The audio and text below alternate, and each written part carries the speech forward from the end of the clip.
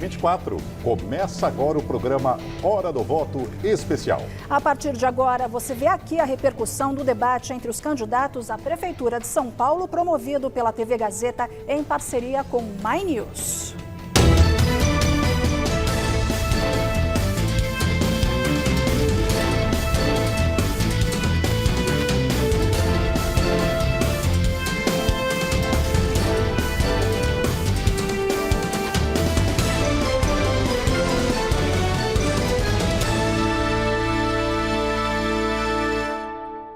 Então vamos direto para o estúdio onde foi realizado o confronto entre os postulantes à Prefeitura de São Paulo. O repórter Luciano Penteado está com o candidato Pablo Marçal, do PRTB. Ele vai falar o que achou do debate. Luciano, é com você. Boa noite. Boa noite, Laerte, Luciana, boa noite para todo mundo. Como você falou, a gente está aqui com o primeiro dos 5 candidatos, Pablo Marçal, boa noite. Qual a sua avaliação sobre mais esse debate entre os candidatos? O Datena quase me agrediu aqui, porque ele não tem controle emocional. O Boulos fica xingando aqui por trás das câmeras, ameaçou fugir daqui do debate se não desse o direito de resposta para ele. Fizeram um consórciozinho aqui comunista para ver se me põe de doido e nós vamos levar isso no primeiro turno. O debate é sempre muito importante, mas com o comunista não dá para arregar, não dá para afrouxar. Nós vamos cair para cima. Estão me chamando de bandido aqui.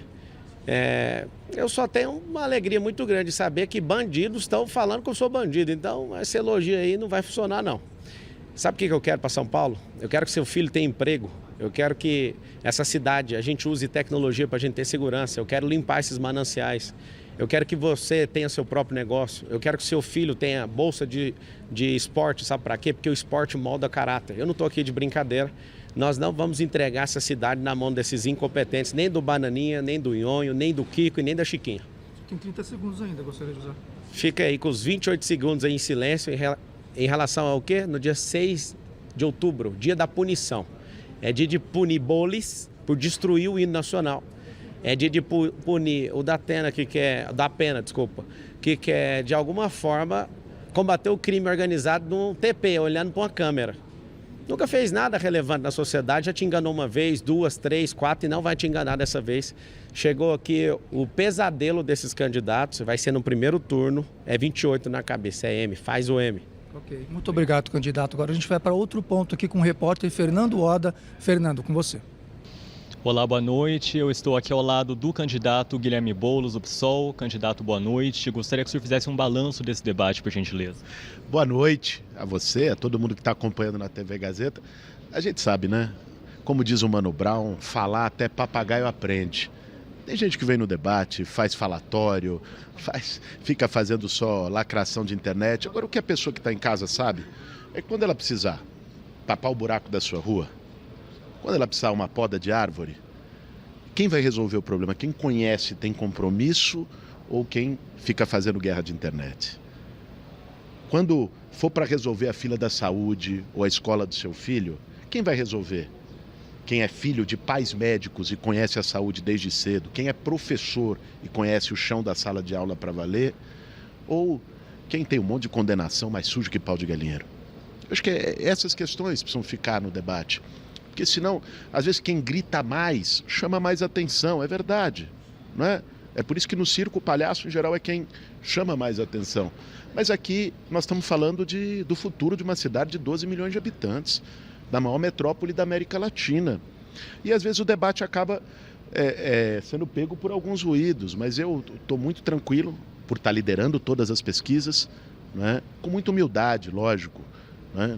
Com muita tranquilidade, tem muito trabalho pela frente, ando todos os momentos na periferia dessa cidade. Estava ontem no Itaim Paulista o dia inteiro no extremo da Zona Leste, fazendo isso e tenho muita confiança. Candidato, nosso tempo terminou, agradeço. Agora vamos voltar com o repórter Luciano Penteado. Fernando, agora a gente está aqui ao lado do candidato José Luiz Datena. Candidato, boa noite. As suas impressões finais sobre mais esse debate. Luciano, em primeiro lugar, boa noite. Eu queria me desculpar com o eleitor, que é o principal ator de uma eleição. Não é partido, não é candidato, não é nada. Agora, existem coisas que você não pode permitir. Um sujeito que desde o começo da eleição é uma ameaça à democracia, que usa todos os candidatos que estão aqui, inclusive você que está em casa, como simplesmente um coadjuvante de programa de internet dele, onde ele tem vários processos por estelionato. Um sujeito que já foi preso roubando dinheiro de velhinha, um sujeito que quer polarizar sem ter a mínima compreensão do que é ser comunista ou do que é ser de direita. Ele é próximo do fascismo, de grandes exemplos de fascismo, quando nações como a Alemanha, por exemplo, passavam por uma dificuldade enorme na República de Weimar, elegeram um maluco para dominar praticamente a Alemanha. Esse cara é o maior risco à democracia.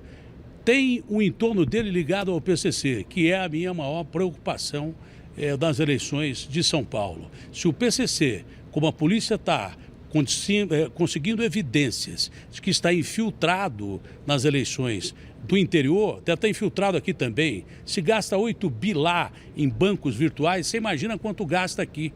Se a gente permitir que o PCC, que não é de hoje, que está elegendo candidatos, não só a PCC, milícia, Comando Vermelho, em todo o Brasil, a gente corre o risco de virar uma Colômbia, como foi a Colômbia do Pablo Escobar, que era parlamentar, como esse sujeito quer ser. Preciso interrompê-lo, desculpe e obrigado. Vamos voltar agora com o Fernando Ada. Agora eu estou aqui ao lado da candidata Tabata Amaral, do PSB. Candidata, boa noite. A gente teve um debate muito marcado por direitos de resposta, né? Até xingamentos. Como é que a senhora avalia esse debate? Faltou tempo para apresentar propostas, de fato?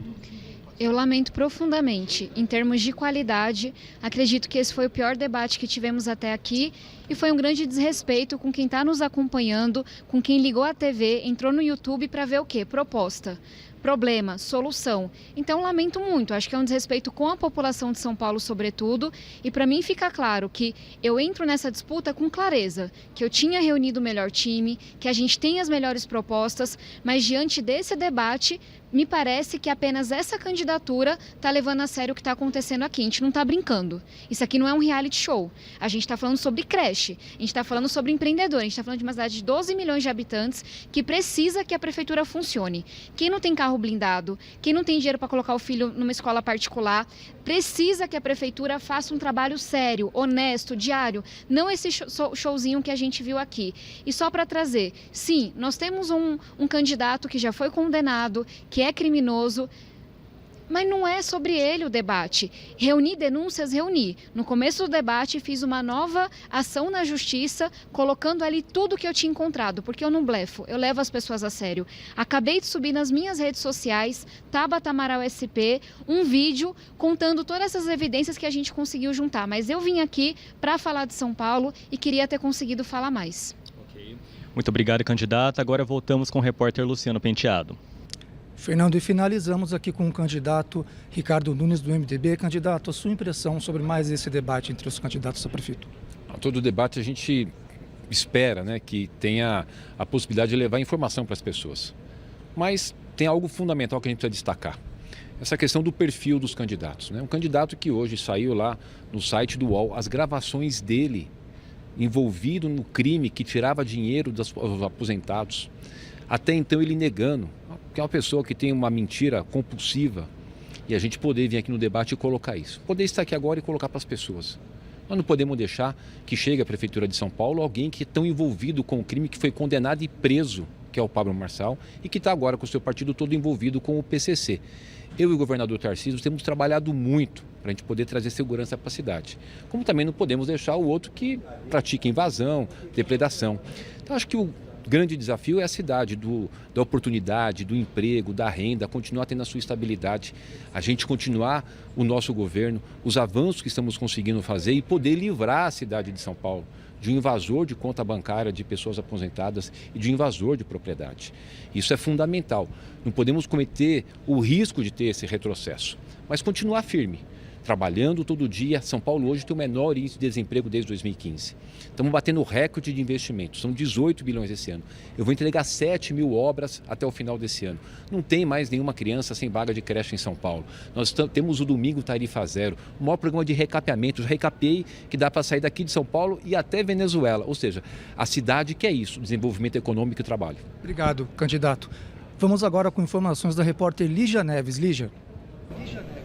Boa noite, Luciano. Boa noite a todos. Eu estou aqui ao lado da Denise Campos de Toledo. Denise, qual que é a primeira impressão que a gente pode ter após o debate? Olha, eu acho que ficou uma impressão assim meio confusa para o eleitor, que teve um embate muito pessoal entre os candidatos para além das ideias. A gente fez regras muito rígidas, exatamente que se prevê essa possibilidade de ter um embate mais duro, porque isso tem ocorrido nas redes sociais, já ocorreu em outros momentos que eles se encontraram. Então nós tivemos a firmeza na definição dessas regras, que todas as assessorias concordaram, eles sabiam que havia necessidade mesmo de endurecer até para a proteção deles, teve alguns momentos aí meio de descontrole, mas eu acho que de qualquer modo todos conseguiram passar o recado para os eleitores em relação às propostas principais. Nós tivemos perguntas de internautas que foram respondidas, nós tivemos aqueles temas sorteados que são dos mais relevantes para a cidade de São Paulo numa futura gestão, então eu acho que tem um conteúdo muito importante que o eleitor deve levar em conta na hora de votar e continuar acompanhando as discussões. Agora tem propaganda em rádio e TV, nós vamos continuar com sabatinas aqui na TV Cultura também. O My News também segue acompanhando todos os candidatos. Eu acho que é importante o eleitor ter consciência do que é melhor para o futuro da cidade de São Paulo, não é? Então teve esse embate pessoal entre eles, mas teve muita discussão também de ideias. Agora, Denise, a TV Gazeta retomou uma tradição histórica, né, na execução de debates. Queria que você falasse um pouco sobre a importância disso. Olha, eu acho que é a responsabilidade da TV Gazeta e também do My News para com o eleitor de São Paulo, o cidadão de São Paulo, o papel da TV Gazeta para a cidade de São Paulo. É um símbolo, retomar os debates, é garantir esse espaço para que os eleitores possam conhecer melhor todos os candidatos, saber quais são as propostas e depois tomar uma decisão aí consciente da votação no dia 6 de outubro. Né? Nós podemos ter depois um segundo turno, então vamos retomar também, possivelmente faremos também um debate se houver um segundo turno, mas eu acho que é fundamental você dar esse espaço. É o compromisso do jornalismo da TV Gazeta. Obrigada, Denise. Agora é com vocês aí no estúdio. E continuamos aqui com o programa Hora do Voto Especial. Está aqui ao meu lado o jornalista e também comentarista do Jornal da Gazeta, Josias de Souza. Boa noite, Josias. Obrigada pela presença. Bem, você esteve lá no debate, fez perguntas, inclusive. Você pode dar uma avaliação para a gente do que você achou? Teve algum ponto alto, talvez, que você possa destacar? Muito boa noite, é muito bom estar aqui.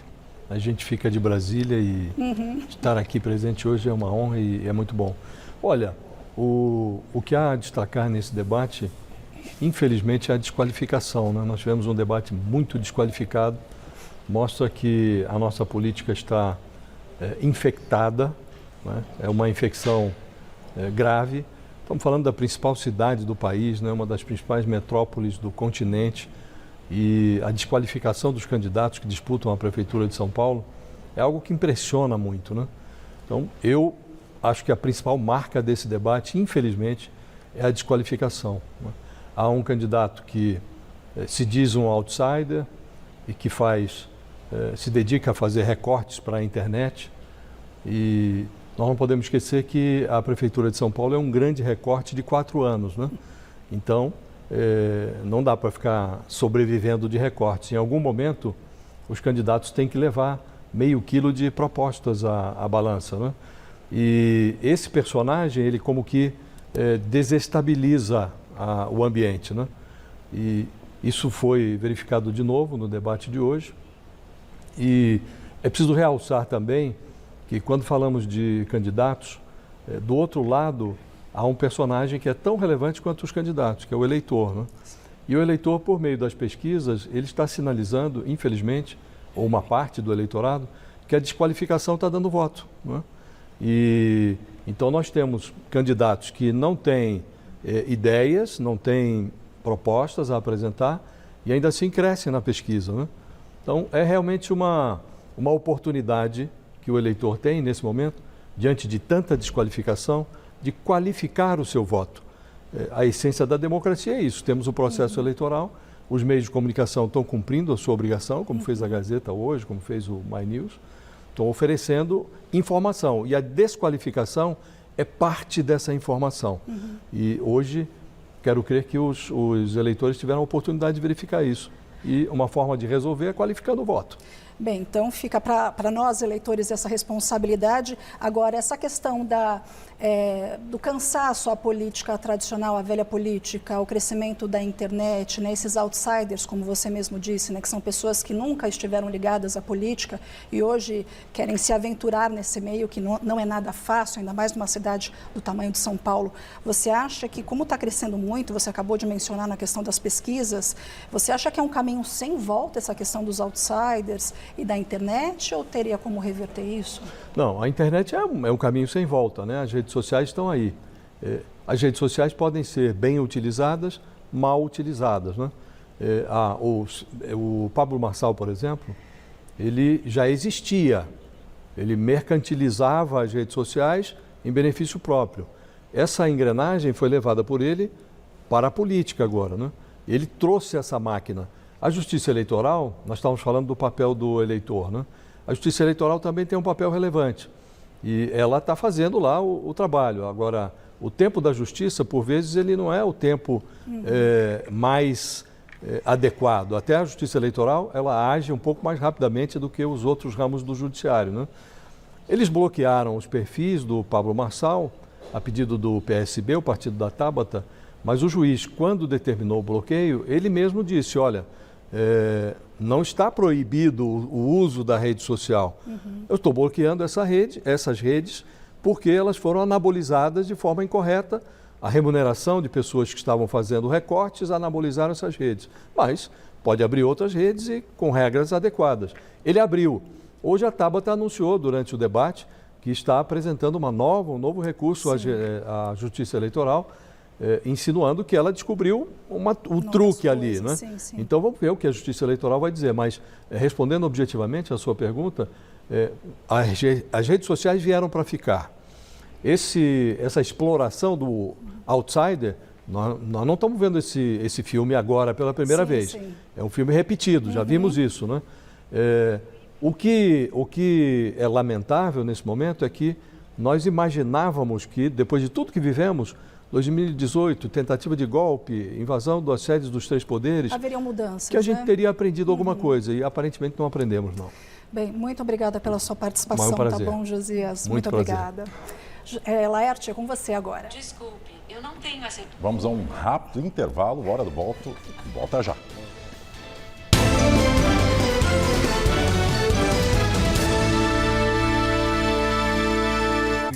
Nosso time está em cima de todos os lances. Se liga na tela. Gazeta Esportiva, de segunda a sexta, 6 da tarde. Se apronte para votar. E-Título. Tudo tá no celular nessa era digital. Tem até aplicativo de título eleitoral. O E-Título tem o número do título do eleitor e o local da votação. Se tiver foto, vale como documento na sessão eleitoral.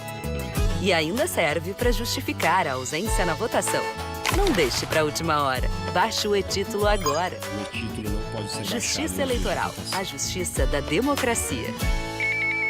Você está sintonizado na Gazeta FM 88,1. Grandes sucessos para você. Aqui você ouve seus artistas favoritos. Viva o melhor da música com a gente. O que é sucesso também na palma da sua mão. Conecte o melhor da música com a gente. Em qualquer lugar, o melhor da música é na Gazeta FM. A primeira. O que nos faz chegar longe? Nós olhamos para o amanhã, mas vivemos cada minuto do presente, valorizando nossa história. Há 80 anos, pintamos alicerces no principal cartão postal da cidade. Formamos novos comunicadores para todo o país. Embalamos histórias de várias gerações. Incentivamos e celebramos o esporte amador e profissional.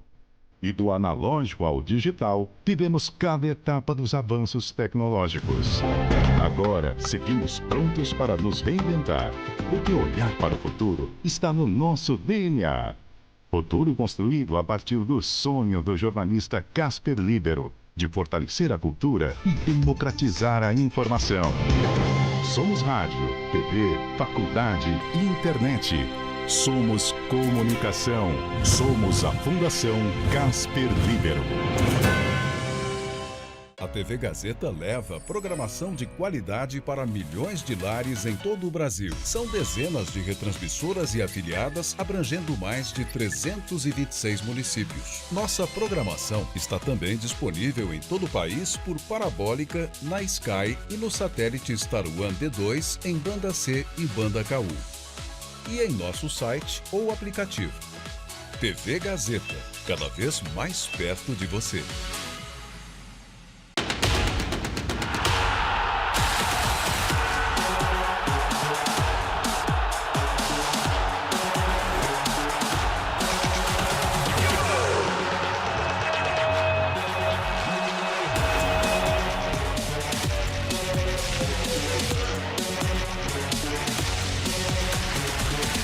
GazetaEsportiva.com, muito além dos 90 minutos.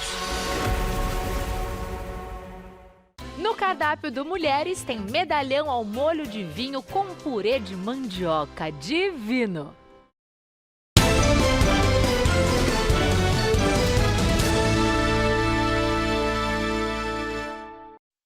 Estamos de volta com Hora do Voto Especial e agora nós vamos conversar com o cientista político Rodrigo Prando, que é da Universidade Presbiteriana Mackenzie, e também Deise Ciocari, ela que é cientista política e colunista do canal My News. Bom, gostaram do debate? Começando com você, Deise. Como você avalia?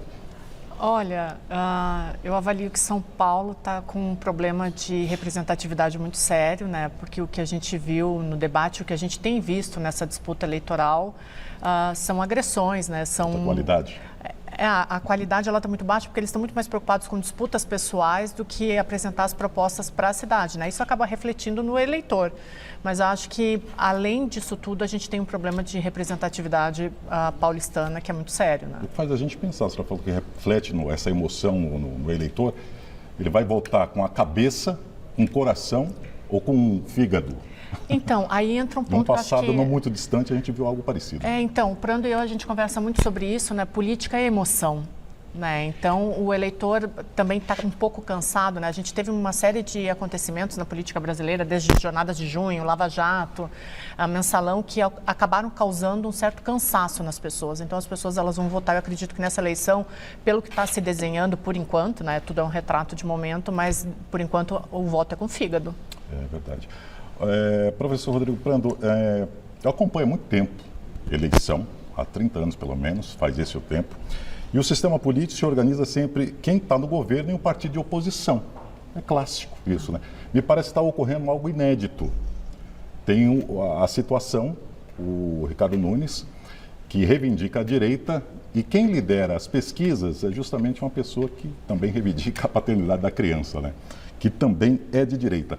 Como é que fica a direita nessa situação e, pior, a esquerda? Qual o papel da esquerda? Coadjuvante dentro do sistema eleitoral, no momento? Bom, você vê que cada candidato constrói uma narrativa e comunica. Eu acho que é o papel desse candidato, qualquer um, se comunicar. Esses elementos, esquerda e direita, eles estão presentes. Tanto que, se você olhar, existe um discurso de um dos candidatos que é falar um consórcio comunista. Então, que seja no imaginário, porque se a gente for olhar ali... O mínimo de ideologia tem aí. Não, sempre tem, não tem como, né?